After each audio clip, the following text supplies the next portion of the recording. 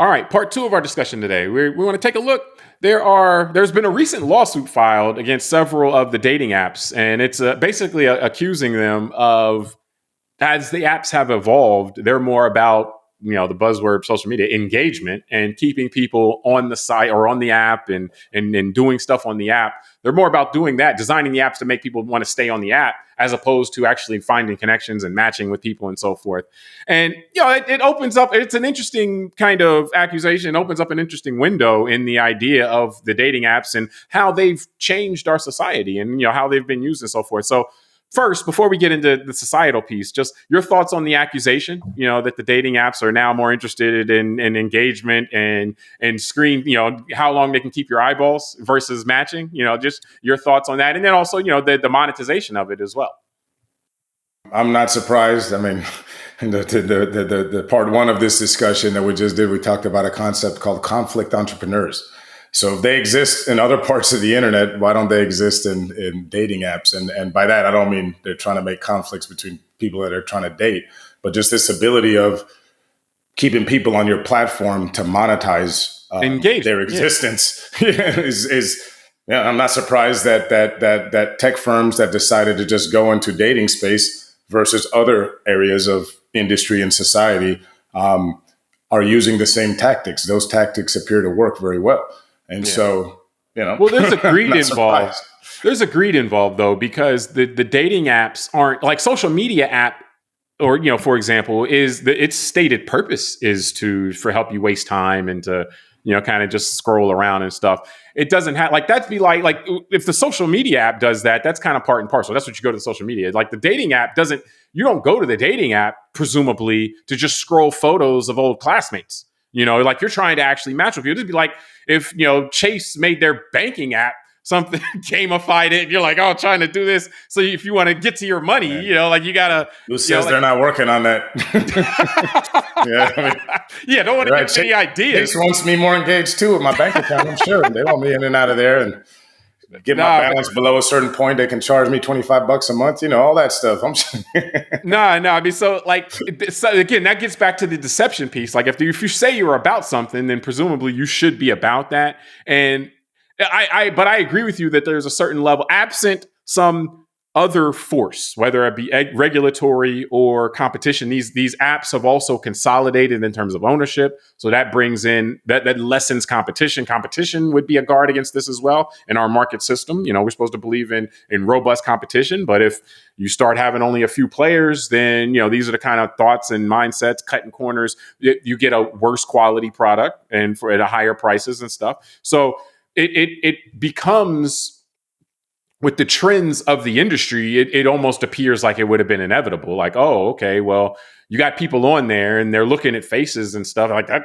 That's what Facebook was originally about, right? It was looking at people's faces and stuff. So, but I do think this is something that we shouldn't fall into the trap of thinking, oh, well, this is inevitable. This is just people doing what, people do. Everybody wants engagement, because that's not what these businesses hold themselves out as. So I'm happy that, that there's a class action going here. And I'm not one on a dating app, but again, I have an aversion, or I'm hostile to the idea of deceiving consumers. I think that that's something that's bad as a market person, as a person who believes in the market and free enterprise. I think that when you see deception in the marketplace, that hurts the market. That hurts all of us in that sense. So the deceptive aspect of this is very harmful. And I think that it's something, it's good that, that people have identified it and are going after them for this. And, obviously, I also think that there's probably too much consolidation in the industry for something like this to happen, because if there's more competition, then people naturally are going to go to the product that gives the best experience. But if there's not a lot of competition, they all give kind of similar experiences, then the public doesn't have much of a choice.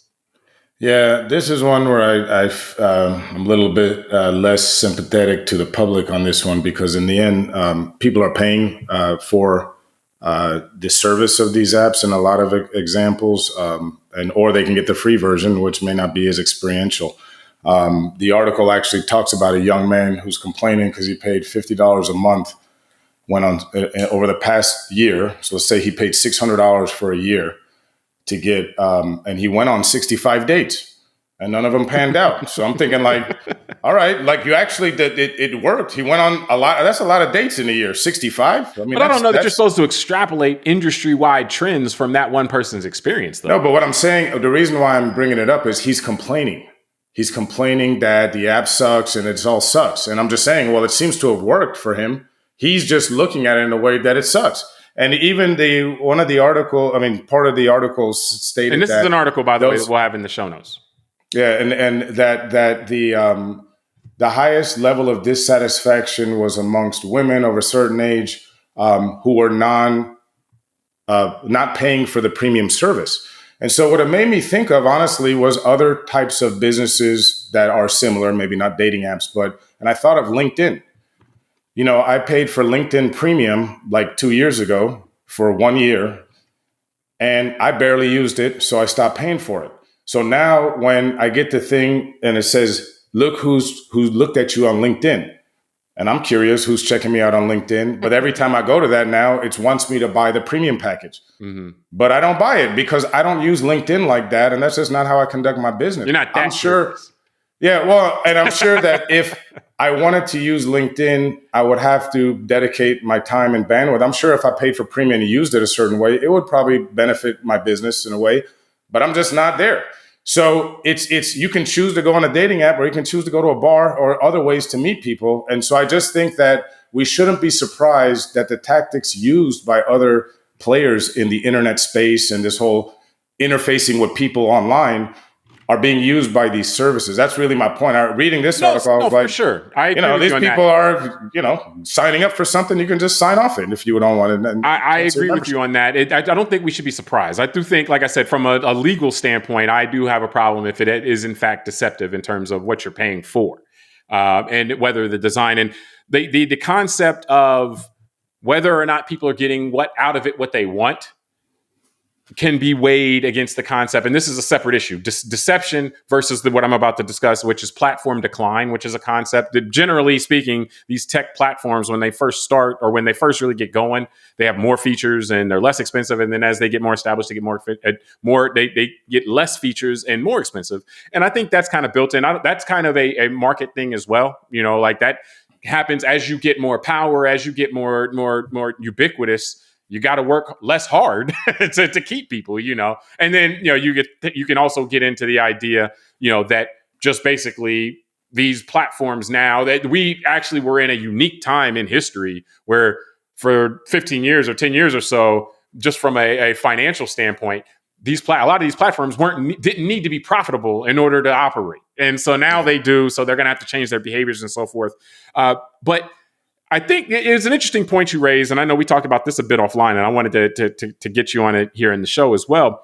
Just, you said, this is optional. This is an optional service. Like, you don't need to have the dating app in order to meet people. Like, you can go outside and meet people. You can go, to a bar or go to a library or a concert or whatever. You can go to places where people congregate and meet people. And we know this for a fact because, like, the dating apps didn't always exist. Like, there people met people before the dating apps. But my question for you is this. Do you think the dating apps, and again, I've never had a dating app, so I can't speak on this. I found the woman I'm married to before the dating apps were a thing. So, I guess I'd never had the occasion. If I did have a dating app, that'd probably be a problem.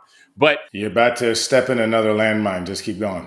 Oh no, I'm just saying, like, I don't think we can land this plane if you can. We can land this plane, isn't it? No, but do you think that the way that dating apps have changed the kind of the way people socialized almost kind of makes you have to, or would make someone, or make it less likely? It'd be easy for me to say, oh yeah, just just go out to the club or whatever, yada yada, or wherever you want to meet people. But has society been changed by the existence of the dating apps where that's not as viable of an alternative? Yeah, I think it's been proven through some of the stats we've read. I mean, I read that 6 in 10 Americans under age 50 use dating apps.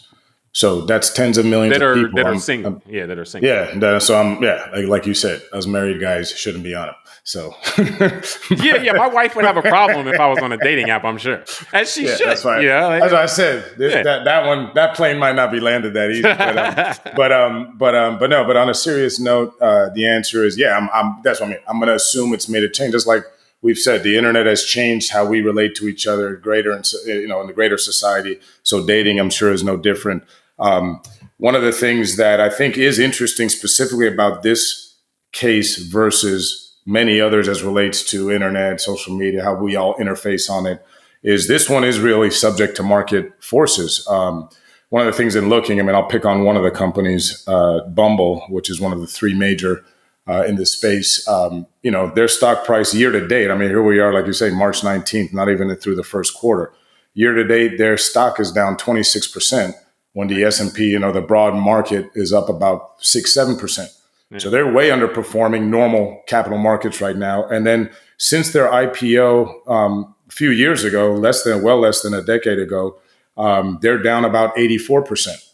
So what I'm saying is that it's one of the rare times that I think the market is going to drive this more than the companies, because like we're talking about, one thing they can't force is human interaction in a certain way. And so it seems that this is an unprofitable way to do this. And to your point, maybe going back to having it free, letting everybody get on there like Match.com and some of these ones used to do 20 years ago. But then maybe selling data and all that stuff behind the scenes is a better and more profitable way to do it. Because one thing I realized in this, the article did a good job, and you're right. It's been a long time since I've been in the dating scene, because this was not even close to being around this level of manipulation where that's why it reminded me of LinkedIn Premium, that if I really want to get the good stuff, I got to pay for the additional services. Yeah. But then they also, like YouTube, in a sense, the algorithms continue to pigeonhole me into only a certain group of people that it thinks I might like. And what that's doing is that's removing the opportunity for me to really meet a diverse set of people, because I might like somebody that's not within what the algorithm thinks I should like. Yeah. And that's what I realized, like my YouTube feed, the algorithms keep sending us things that it thinks we want, which in one way I can see a positive to that, but I can see a huge negative long-term for all of us, because think about it, as a human being, growth really comes through being challenged, right? And so like sports, working out, you're challenging, you're pushing yourself a little bit more each time. Think about, like you're saying, about going out and dating from when we were a young age, before all this stuff started. We dealt with challenges. I dealt with getting rejected in my face, and girls telling me, I don't want to date you at all. I remember being in college, I didn't have a car, driving a car, and some chick told me she liked me a lot, but she just couldn't be with me because I didn't have a car. Mm-hmm. That's something I wouldn't have experienced in a dating app, right? Yeah. And so that's what I'm saying, is that I think, I guess this is a long way to answer that initial question of yours. I think that's how it's going to negatively affect society if this continues, is our inability to interact and face any type of adversity. And that will create humans that aren't able to really grow. I've wondered that as well, in terms of like I go back to my youth, and there was a ritual aspect to you had to approach people, which isn't easy all the time. And then you had to strike up a conversation. And so I wonder if you skip all that and you just, hey, we match online and then we just meet up, you still have to figure out stuff to say, but there's less involved in that. And so I wonder if there ultimately would result from that less grace in society. Like people either feel like they have to be more perfect all the time, or expect people to be more perfect all the time because you've already been matched, or, just that there isn't a opportunity to you go up and somebody says, hey, yeah, you pointed to it to like, yeah, you're not the one for me because of this reason or that reason. It's like, all right, well, for you have to keep moving on, and you can't then become trigger shy or whatever. Like you have to learn how to deal with that. And the person who said that to you, while that might be cold, also was making that was to your benefit. That okay, well then I personally can move on. I don't have to sit here and pine about this anymore. I can go on to the next one. And so. Yeah.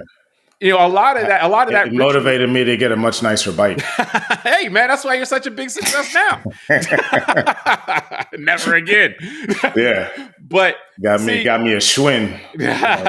What was that? Mongoose. And so I think that my concern would be that I've heard young people say it's like, oh well, like the aversion to talking to people that they don't already know, and like that could be shyness, or that could be, I don't know if that you point that is a change in society or just shyness, like it could just be a person who's shy. So I'm not going to take that as just what everybody's feeling. But I do wonder, and I think it's a fair question to ask, that when everything is curated for you, like you pointed out with the algorithm, like you might not even know, you might never get a chance to know what you like, because all you're going to be presented with is what a algorithm thinks that you eat based on your certain characteristics you should like, based on what other people in similar situations to you like, or something like that.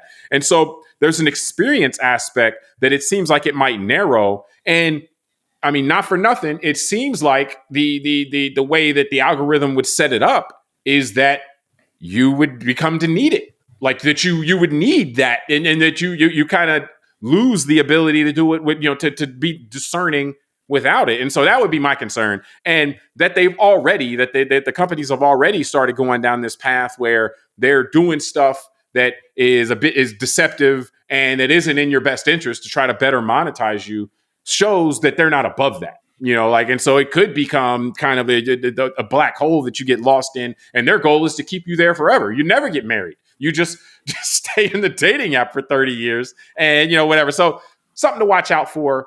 But I agree with you. The market is really the place that needs to deal with it. Or they'll just get married people to go on the dating apps and really screw up their personal lives. But that's a whole different discussion. Wasn't there one a few years back that like there was something where it was like a dating app for married people? Yeah, I can't remember the name. Yeah, no, you're right. I think there was. But it's funny. Then it got hacked. Yeah, I remember. Yeah, that was. Luckily, we weren't on there. I'm pretty sure my wife would have been the first one on that thing scrutinizing. If I should go and ask her, like, hey, a couple of years ago, did you go look through all the 38,000 names? Just to do a search for me. Man. No, but it's interesting because I think that, it's just interesting how this all is an offshoot of our real life in a sense, because like the impact of industry on our happiness. So I was thinking, like, the article makes a case that kind of people are going to these data sites and they feel miserable. And then I'm thinking about all the conversations we've had of regular social media, how people are just miserable, and the amounts of depression and the suicide attempts and all that by young people. And, and then I read an article this morning, a totally separate topic, but about how ultra processed foods they're finding now affect our mood. Screw up because our brain, of the microbiome. And I'm saying, okay, so now we're eating food that's making us miserable. we're consuming media and internet stuff that's making us miserable. And I'm just thinking, like, it's an interesting model. I'm not going to criticize it because I don't even understand the complexity of it. But we seem to have created a whole economy and kind of ecosystem that is based on wealth generation through misery. It's a very, in certain sense, misery. I'm not going to say that a car automaker or someone like that is making people. I'm just saying this, the way we consume a lot of things now makes us miserable. It's not pure misery. That's a really good point, but it's not pure misery. I think you can trace this back like to big tobacco. There's a certain level of, I need this in order to like, you need your daily hit. Like make it through the day. Yeah, no. So I think you need your daily hit, and so it makes you miserable. Except that first moment when you get the brain chemistry kind of pump when you first hit the cigarette, or when you first eat that chip, or when you first fire up your news feed. Like, that's what it's really doing, and it's intentional. It's like, okay, yeah, like you were talking about the other day. Like it's a hack of your brain. Like, in the same way, big tobacco, they figured out, like, they were chemically working on what to put in the cigarettes to make it so it gives you the maximal, addictive qualities and everything. And then we know the food companies have been doing that. Yeah, just like McDonald's with food. Yeah, yeah, exactly. And now the social media companies are doing the same thing. It's like maximum. You need me, and your brain is not right except for that first moment, just like a drug. That first high, you're chasing that first high. You're chasing the initial high that you get when you first pick it up. When you put it down again, all you want is that initial high again. And so, yeah, I mean, and that the dating apps would become this or going in this direction is alarming, But there is something. As you're talking, that just makes me feel all those problems created by all these different industries. And then we've got that, as I said in the part one, this big black box called our healthcare sector and industry that's there just to clean it all up for us and sell us a bunch of stuff. Or at least make us immune, make us oblivious to it, whether they clean it up or we just... That's what I mean. Just throw a bunch of pills at us to fix it. But I think we can wrap from there. I mean, I think we lost the grip. No wonder why our economy just... Hey, but on a serious note, no wonder why our economy just keeps growing. No matter what's happening. Yeah, it's like, well, that's why, because it's a bulletproof the more miserable we get, the more profitable, the more GDP we produce. This actually is an interesting formula. I just got to figure out how to get out of the middle of that and just own all the stocks of all these companies. So that's my next move. Yeah, that's the wealth manager. For sure. Yes. So how to stop being a consumer. Yeah. So, but I think we can wrap from there. We appreciate everybody for joining us on this episode of Call Like I See It. Subscribe to the podcast, rate it, review it, tell us what you think, send it to a friend. Until next time, I'm James Keys. I'm Tunde Ogunlana. All right, we'll talk to you next time.